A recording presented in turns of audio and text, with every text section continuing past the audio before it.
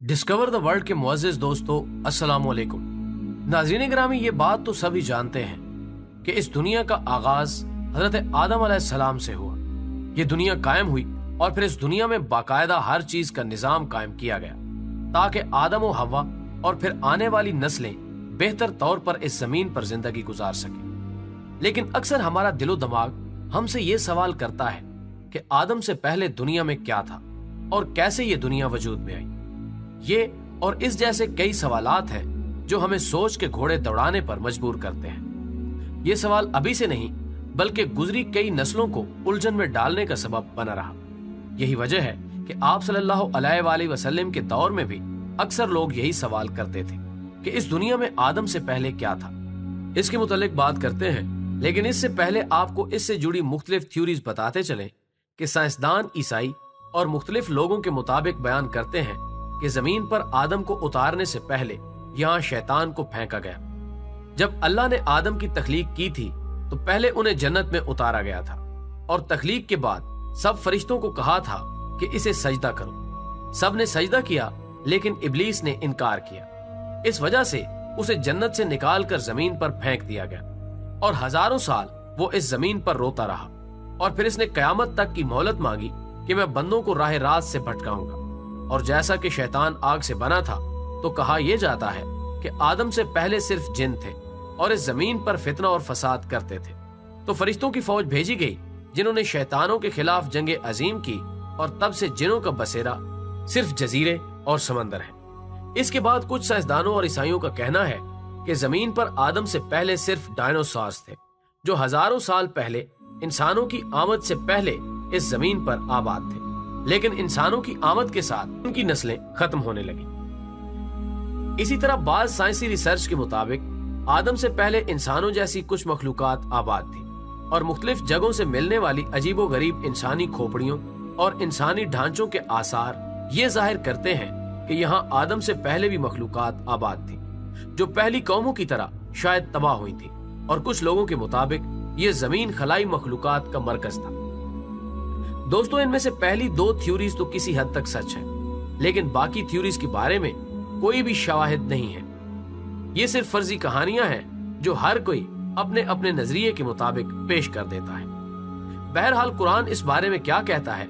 सूरा हूद वही है जिसने 6 दिन में जमीन और आसमान को पैदा किया और इस वक्त अल्लाह का अर्श पानी पर था। इस आयत से जो बात समझ में आती है, इसके मुताबिक आदम से पहले जमीन पर सिर्फ पानी था। इस आयत में किसी भी किस्म की मखलूक और बाकी चीजों की तरफ इशारा नहीं किया गया। आप सल्लल्लाहु अलैहि वसल्लम के दौर में जब लोगों ने इस बारे में सवाल किया था तो उनके जवाबात क्या थे? इस बारे में अबू रज़ैन और कीली से रिवायत है कि आप सल्लल्लाहु अलैहि वसल्लम से उस वक्त लोगों ने इरशाद किया था कि या रसूल अल्लाह सल्लल्लाहु अलैहि वसल्लम, इस दुनिया में आदम से पहले क्या था?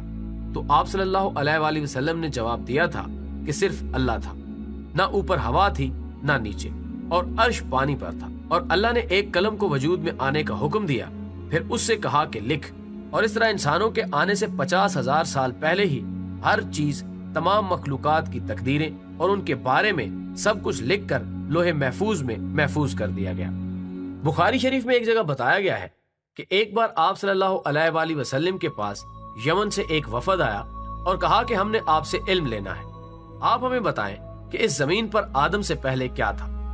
आप सल्लल्लाहु अलैहि वसल्लम ने फरमाया, कुछ नहीं, सिर्फ अल्लाह था और उसका अर्श पानी पर था और लोहे महफूज में कलम से सब लिख कर महफूज कर दिया गया था। इसी तरह अबू हुरैरा रज़ियल्लाहु ताला अन्हु से रिवायत है कि जब नबी अकरम सल्लल्लाहु अलैहि वसल्लम से दुनिया में चीजों के वजूद में आने की तरतीब पूछी गई तो उन्होंने मेरा हाथ थामा और कहा कि अल्लाह ने जब दुनिया बनाई तो इनकी तरतीब कुछ यूं थी कि हफ्ते वाले दिन मिट्टी पैदा की, अतवार को पहाड़, पीर को दरख्त, मंगल को तकालीफ, बीमारियां, मसाइल, बुध को नूर, जुमेरात को चौपाए इस जमीन पर फैला दिए गए और जुम्मा के मुबारक दिन असर से रात के दरमियान आदम को पैदा किया और जिन्नात को 2000 साल पहले ही आग से पैदा कर दिया गया था।